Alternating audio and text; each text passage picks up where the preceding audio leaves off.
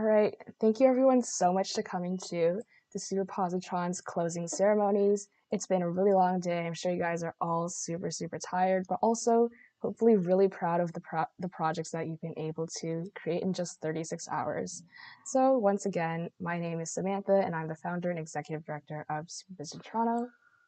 Hi everyone, my name is Nikita Young and I'm the Senior Director of Content Creation at SuperPOSITRON Toronto. And yeah, let's just get started with closing ceremonies.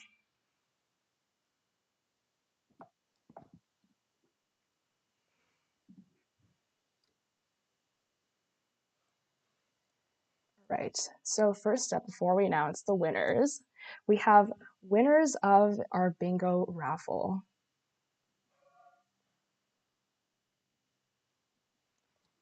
And so the winners of our bingo raffle are Samiha Ahmad, Jasmine Ng, and Rashika Singhal. So if you guys remember, we had a bingo card, and so you're to go around throughout this hackathon taking screenshots of all the different activities doing, such as coming to our opening ceremonies, making a mug cake, and just taking snapshots of all of the good times that you had here. And the more rows you completed, the more entries you got. And so these three winners will be receiving limited edition swag bags. Awesome. Right now, we just want to give a big shout out to all the people who were able to make this hackathon possible, aside from the organizers. So starting off, we have all of our sponsors. So again, a big shout out to our sponsors for making all of this possible, giving out all the amazing prizes that are up for grabs. So UiPath, 1517, PyWeb.io, and Wolfram for being our partners, Chrome and Google Cloud for being our gold sponsors, JetBrains and Cascade, and Figma for being our silver sponsors, and last but not least, VoiceFlow, Replit, and Kernels as our bronze sponsors. We also want to give a big shout out to our workshop leads. So as you guys remember, we had over 20 workshops throughout the past week and the weekend, led by some of these amazing people who are able to share their knowledge with you guys. Now on to our amazing judges. So if you guys presented this morning, you probably met one or two of these awesome judges. They were online for 3 to 4 hours this morning, just watching away and giving everyone feedback. And they were so amazing and so patient with us when we were deciding the prize categories and the finalists. So please give a big shout out to all the judges in the live stream chat if you're on live stream right now. And I just want to say thank you personally for being amazing judges and amazing sports today. Next, we also have our fireside chat. So if you've been to any of our fireside chats, they were hosted by these three lovely ladies. And they were just really casual conversations between one of our SuperPOSITRON execs. And then today we actually hosted one. It was about cryptocurrency, I believe. And if you were there for the judging, you can always watch it on our YouTube later. And lastly, mentors. This was a beginner hackathon. So our mentors were so critical in this hackathon because they were able to help out everyone with their technical difficulties and any questions regarding coding that execs were not able to. So thank you to our mentors. Now I'm going to pass it on to Sam to talk a little bit about our awesome closing keynote speaker. Yeah, so our closing keynote is presented by none other than Natasha Walji, and she's actually super, super cool. She's a director at Google Canada, leading the telecom, tech, and public sector. And before that, she was a McKinsey consultant and a software developer. And she's actively served the community for over 20 years, focused on disaster relief, poverty alleviation, public health, and also co-founded an organization for children with disabilities. She's also an angel investor and an investment committee member for Blue Ivy Ventures. And she also holds a Bachelor of Science in Computer Science, an MBA from Yale, and also a master's a master's of sustainability leadership from Cambridge. And lastly, she's recognized as one of Canada's top 100 most powerful women. So with that being said, I'll pass it off to Natasha. Thank you, Samantha and team. And it sounds like you've had an amazing event. And congrats to all of you. I know I'm between you and the award ceremony, so I'll keep my remarks brief. But thought it would be helpful to share some thoughts around, what were the kind of inspirations behind my career, and then some of the learnings along the way. So the two biggest inspirations in my career was first my mom. She actually raised my sister and I as a single parent, and she was really inspiring because she had to work many jobs to provide for us. And during my first year of university, she actually went back to school when she was 43.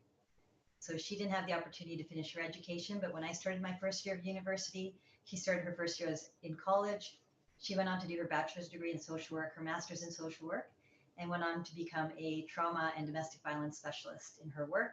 She's helped over 1,000 families. She speaks 6 languages. And I always say, if I could be half the person my mom is, I will have lived a great life. I share that story with all of you because I'm sure you have inspiring parents and grandparents in your life. And I always think that, when you think about your own personal success, so much of it is because we stand on the shoulders of giants, that quote by Isaac Newton. And so for all of you, I just want you to think about your parents, your grandparents, and everybody that supported all of us to have, the lives that we have, including the scientists that have enabled all of us to have these exciting new careers in STEM. So I think about that a lot as a big source of inspiration, standing on the shoulders of these giants, and my mom specifically. The second big source of inspiration for me was when I was in grade 11 in high school. I was actually really struggling in math. And as you can hear from my career and my career path, I've had to be pretty quantitative. And because my mom was a single parent, I didn't really have the courage to tell her that I was struggling in math. But as luck would have it, I met a member in my community, and he ended up supporting me and was a math professor. And he ended up actually giving me math tutoring for free, effectively. I remember one time I was with him, and he actually was teaching me calculus, and he sat with me for 5 hours for free, taught me calculus. I wrote my exam. I went and did it nervously. 2 weeks later, my math teacher in high school got to the front of the class. I went to Western in Canada High School in Calgary, and said there's only one student in our entire high school that got 100%. He came over to me. He dog-eared the exam paper. He opened it, and it was me, and I couldn't believe it. And that was a moment I started to believe in myself. And I'm so thankful and grateful for that mentor. So not only did he turn me from a struggling student to an A student in math, so I actually started making money in tutoring on the side as well in math. He actually also encouraged me to study computer science. And I wanted to actually read you a very beautiful quote that somebody, actually one of my mentees sent me, but it actually reminded me of my mentor. So I wanted to read it to you because I hope all of you are as blessed and as lucky as I was to have a mentor like this. So the quote is, and this is by Jalaluddin Rumi, he's a poet. There are more fake gurus and false teachers in this world than the number of stars in the visible universe. Don't confuse power-driven, self-centered people with true mentors. A genuine spiritual master will not direct your attention to himself or herself, and will not expect absolute obedience or utter admiration from you, but instead will help you to admire and appreciate your inner self. True mentors are as transparent as glass. So he did that for myself. And I always think I'm so lucky to have had a mentor like him. The other thing that he did for me is that he really got me to understand the importance of education and knowledge. So one day when I was, better in math, he said to me, I want you to think about how you're going to use your education and knowledge to serve others. So I want you to think about how you're going to use your education and knowledge to serve others. And that became such a big inspiration in my career. As you heard from Samantha, I've spent over 20 years just being very actively involved in the community. And I love this, quote by Mark Twain: the two most important days of your life are the day you were born and the day you find out why. And that for me has been a big source of my why. So I won't cover a lot of my career path because we just kind of touched on it, but I wanted to share just 3 or 4 insights with all of you on what I learned along the way that may help each of you, because I know you're at a very special stage of your life and your career. And I hope this will give you some things to think about. So the first thing is, more than ever, we need representation in tech and STEM. And the reason why we need that is because artificial intelligence, machine learning, quantum computing is all operating at a scale and magnitude that we can't get our heads around. And we need a diverse representation at the table to ensure that as we scale this future forward, it is sustainable, inclusive, and diverse and equitable. And so I'm so delighted, Samantha and team, that you've been able to put this together. It is so important. You have no idea When I was in computing science, 10% of my class was female. And even though I graduated with a 4.0, I couldn't get the same job opportunities as my male classmates. I'm so delighted to see, the shift in mindset and all of you here today. And it's really important that if you don't end up majoring in computer science, I always say minor in it or minor in a STEM related field, because it will help all of you. Whether you're an artist, a lawyer, a social worker, whatever that might be, the future of work is working alongside technology. And we are in the middle of the fourth industrial revolution. We're all going to have to get used to being comfortable with technology and understanding how that works. And every career is going to have a component of art and science. And that's going to be such an important part of the future. And just so you know, the job that I have today did not exist when I was an undergrad. So that is probably true for each of you as well.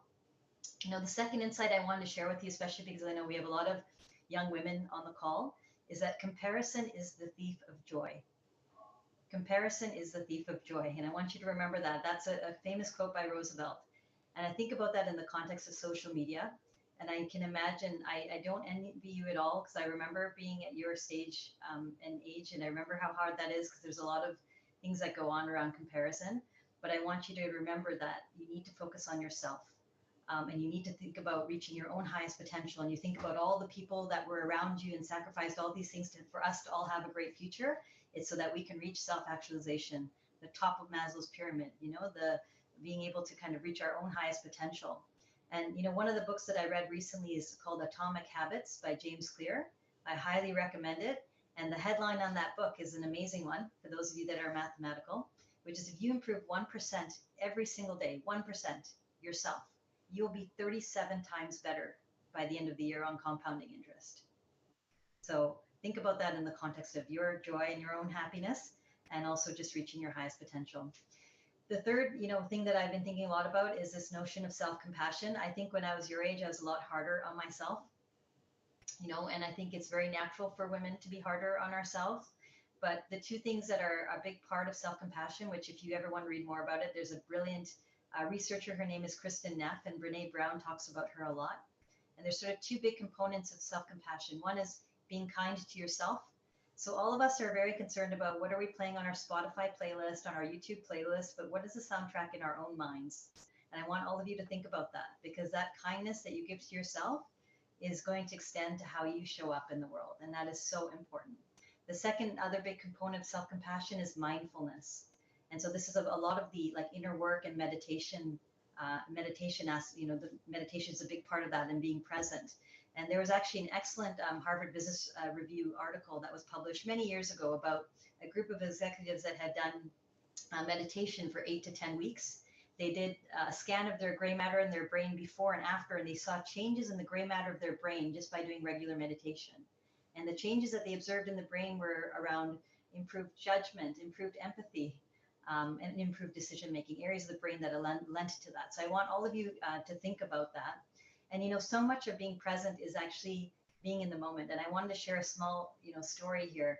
At the end of last year, we were asked at Google, all of us that on our leadership team, what was the one moment that you thought about in the pandemic? And the moment that I shared is I was sitting in my office. It was like 3 o'clock on a weekday afternoon. And I hear my daughter squealing with reckless abandon outside. She was 4 years old, and I had a break in my day. So I grabbed my cup of jasmine green tea, very fragrant, went outside, and I was smelling my jasmine green tea. The skies were blue. The birds were chirping, the flowers are in full bloom. And there was my daughter running through our sprinkler with reckless abandon, like she had no care in the world. And honestly, when I got lost in that moment, I was just so present watching her, I forgot that we were in the middle of a pandemic. And the reason why I share that moment with you is we all have these moments of joy. And this is part of our library of joy. And we have to be kind to ourselves and remember to kind of fill our libraries with joy, joyful moments that we can draw upon, because we will need it in challenging moments. And especially during this pandemic, I've often reflected on that moment of my daughter running through the sprinkler, and it brings me immense happiness, as you can see now, as I'm smiling here, just sort of reflecting on it. And so the last thing I wanted to share with all of you is the importance of having a life, vision, and plan to live a mindful, purposeful, and live a life of intention. And, so many people want to know, what's your career plan? How do I think about my career? But I would argue you need a life and career plan. So I've been goal setting since I was 17 years old. I've had a 5-year rolling plan since I was about 19 years old. I've been vision boarding since I was in my 20s, and I now have 5 life goals, and only one of them is career oriented because there is more to life than just your career. If you optimize your life for your career, you will have a great career. But if you optimize your life for both, you can have a wonderful career and a wonderful life. And there's so much importance in all of that. And so I just want to encourage all of you to think about that and to have grit through that concept of grit. I know a lot of you have heard of growth mindset and all of that, but once you have a long-term plan, it's easier to have grit because you actually know where you're going. And so I wanted to share with you that, in my case, I have, 5 life goals. One of my big goals is to be an amazing mom to my daughter, Sophia. And so call it 18 months ago before the pandemic, Michelle Obama came to Toronto. I'm sure some of you went or had heard about this. I was supposed to take a client and my client couldn't make it. So I couldn't actually go to see Michelle Obama. About an hour and a half before the show, a great friend of mine texted me and said, "Hey, I've got some tickets to Michelle Obama. Can you make it?" But I'd already promised my 3-year-old daughter at the time that I would be home for dinner. So I said, no, I have other commitments. He then texted me again about a half an hour later and said, "Are you sure?" And I said, "Yeah, I'm sure." So I went home that day. I opened the door and my daughter ran to me like she had not seen me for 100 years, hugged me, and she's like, "Mom, I'm so happy you're home." And honestly, in that moment, because one of my life goals is to be an amazing mom and be present for my daughter, to support her in her growth, to reach her highest potential, I felt like that is exactly where I needed to be. And honestly, we had mac and cheese for dinner, probably picked up leaves in our backyard. We didn't do anything remarkable. But for me, there was nowhere else that I would rather be. So with that, I'm going to leave you with a beautiful quote from Oprah Winfrey. She's, I think, somebody who's lived a very purposeful, impactful life of serving others. And the quote is, "Create the highest and grandest vision possible for your life because you become what you believe." And so I'm going to leave you with that. Thank you so much, everyone, and all the best to everyone today. Wow, that was brilliant and so touching at the end about its story with your daughter. I felt like my tears were like welling up in my eyes. And as a perfectionist, I definitely relate to the compassion is the thief of joy. So yeah, thank you so much for speaking to us. That was absolutely brilliant. Now we're gonna move on to sponsorship prizes. So we have 4 sponsorship prizes categories. Our first one is Best Web App with Coom. So the requirement is that the teams must use the Coom platform to be eligible for this prize, and the prize is 1-year Pro Plan package, invitation to the Coom Creator Group, and featured in the Coom Project Gallery. And the winner is, drumroll please. Any drumroll? Satsuma, which is the team of Fatma, Jadoon, Annie Wong, and Chelsea Wan. Congratulations. Our next prize category is Best Use of Google Cloud. To be eligible, the project must be built with a suite of secure storage, powerful compute, and integrated data analysis products provided by Google Cloud. And the prize is Google branded Parkland Academy backpack for each team member. And the winners are Just 5 Minutes, the team of Olivia Xu, Tina Wong, Chloe Rodman, Lily Salam. Our next prize category is the best use of PyWeb.io platform. Teams must use PyWeb.io platform to be eligible for this prize. And the prize is 1-year subscription to the PyWeb.io platform for each member of the top 2 teams. So the winner is Streamline Pandemic Directory, and that's the team of Paula Watanabe, Eureka Liu, Ahili Bakata Bada Sharia, and Shavi Shah. Sorry for butchering some of the names. And our last sponsorship prize category is the 1570 Fund Most Novel Hack. To be eligible, you have to be an undergrad or high school and be interested in continuing to work on the project following the event. 2 winning teams will receive a 1,000K grant, a 10K of AWS credits, and continued mentorship from the 1517 team. And the winner is Lobby and Equify. So we have Shaylee, Coulter, and Ebtasam Haki. And I'm going to pass it on to Sam for track prizes. Right, so for the track prizes, starting off with Best Pitch, this prize is awarded to the project with the most clear, compelling, and concise presentation, and will win a $25 gift card for each member of the winning team to a location of their choosing. And the winner is Curray, which is made by Emma Huang. I actually saw this project. It was super cool. It was for skincare, I believe. It was really cool. The judges spent a lot of time looking at it. The next one is for Best Design. So this is awarded to the project with the Best Design submission, focusing on aesthetics, user experience, and intuitiveness. Each member of the winning team will receive a light energy portable A4 tracing LED copyboard light box. And the winner is Lit Trail. So this is by Nicole Chung and Ashley Teo. Next, the best solo hack. So this is pretty self-explanatory, but awarded to the best project made by a team of one. And the winner will receive a pair of Apple AirPods.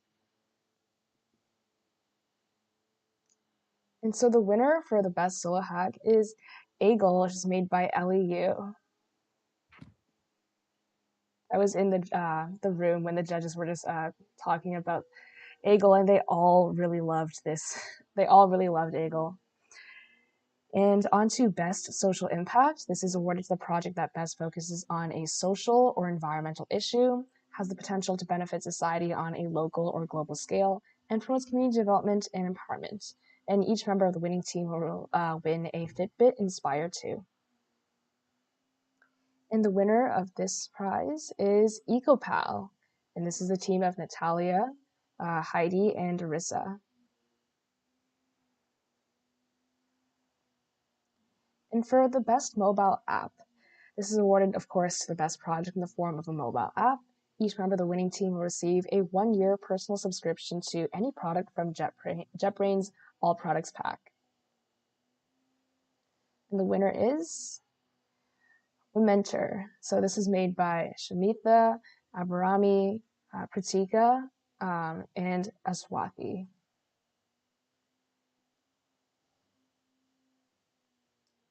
For the best game, each member of the winning team will receive a $25 Steam gift card. And the winner is Sugar Dash by Lily Nee. And onto the best productivity hack. This should be the last track prize. This is awarded to the best project aimed at increasing productivity, and each member of the winning team will receive a lifetime upgrade to Taskade Unlimited. And the winner is Procrastination, which is made by Thanuja and Srilaksh.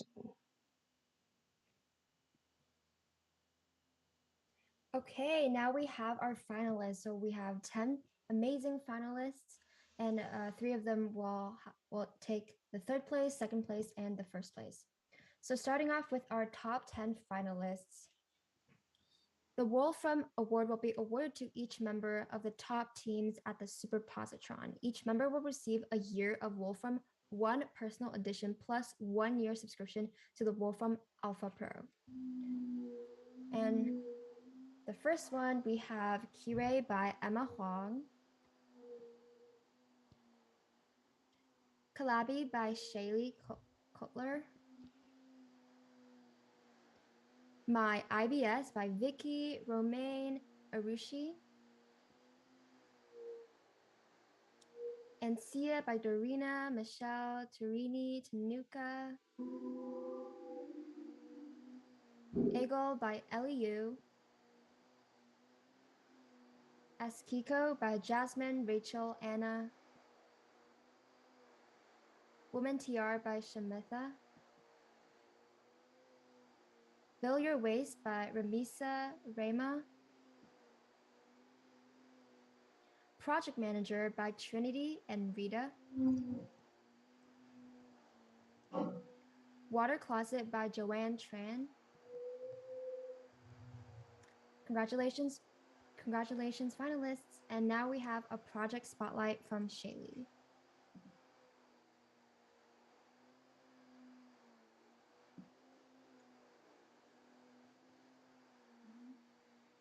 I can't share my screen. Let me try. Oh, I will come back. It says I have to change the system preferences. Sorry.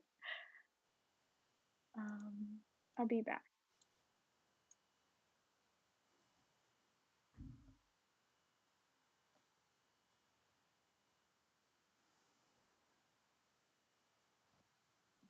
Okay, while we wait for Shaylee, I just want to say that everyone did amazing in this year's hackathon.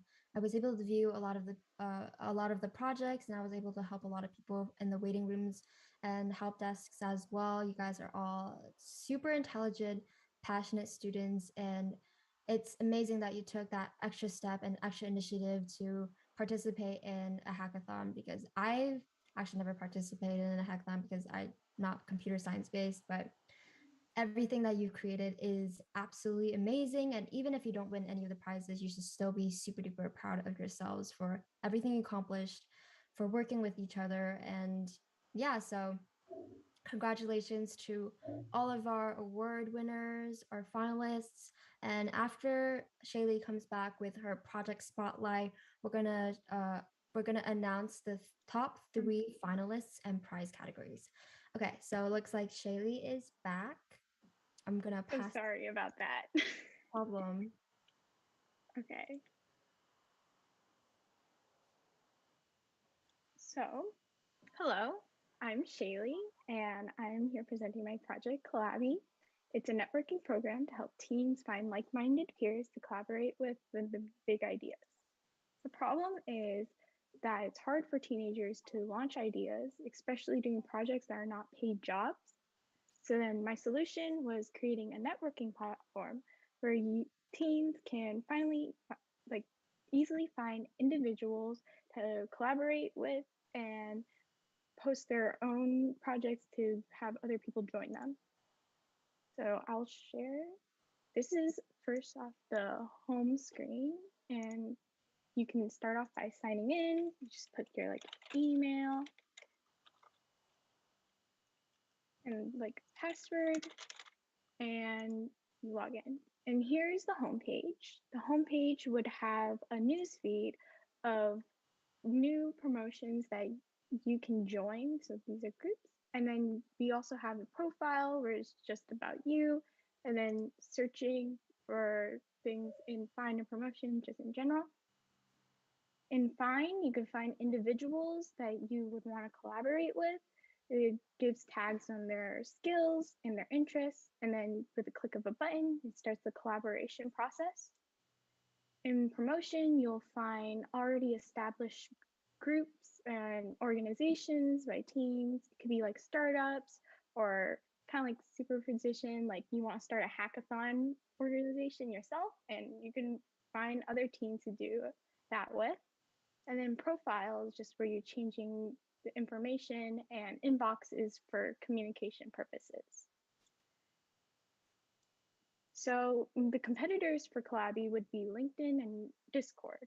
And we're better than LinkedIn because LinkedIn is more about finding a job opportunities and establishing your career, and it has more adults on there. While Collabby is focused on teens and helping them build out ideas or establishing like groups for activisms and whatnot. And Discord is more message based, but it is a great place you can find people on, but it's not specifically for this. And thank you for listening. And this is my contact information if you guys are interested or just want to talk to me. Yeah. Awesome. Thank you so much for speaking, Shaylee. And as promised, after our project spotlight, we have our top 3 finalists. So I'm going to pass that on to Samantha. All right, so for our top 3, you've already seen the top 10 finalists, and so for our top 3, we haven't announced them to anyone yet, so this will be quite interesting. All right, let's move on to third place. So the prize for the third place winner, awarded to, of course, the third best project at the SuperPOSITRON. Each member will receive an Anchor PowerWave fast wireless charger stand. And the third place winner is Bill Your Waste by Ramisa and Rema. For second place, this is awarded, of course, to the second best project at the SuperPOSITRON. Each member will receive a 4th gen Amazon Echo Dot. And the winner is Kalavi by Shaylee. And finally, for our first place winner, they'll be awarded a $200 cash prize for each member. First place is going to, drum roll please,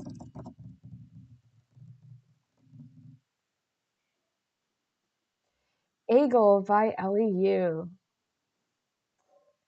Congratulations to all of our winners. I hope you really enjoy the prizes that you get. And as Nikita said before, if you didn't win anything, this does not mean that it's the end of the road for you. Just because you didn't win a prize here, there are limited prizes, of course, but you're still welcome to pursue any of the prizes, and we highly encourage you to attend other hackathons and continue building, because it's really through repetition and that iterative process that you're able to just build upon your skills and become better at what you do. So finally, we have our contact information here again. Please make sure to follow us on Instagram, where we keep up with, so you can keep up with our latest updates, and also make sure to join our Discord community. The link was sent out in one of the earlier emails, and also follow us on our other social networks such as Facebook, LinkedIn, Twitter, and TikTok. Right. Thank you so much for attending closing ceremonies, and I hope everyone had an amazing time at the SuperPOSITRON. Thank you everyone for coming. Thank you so much for participating in our hackathon, and I hope you had an amazing time, made some friends, maybe able to talk, maybe friends that you will talk with after the hackathon ends. And yeah, thank you so much for coming.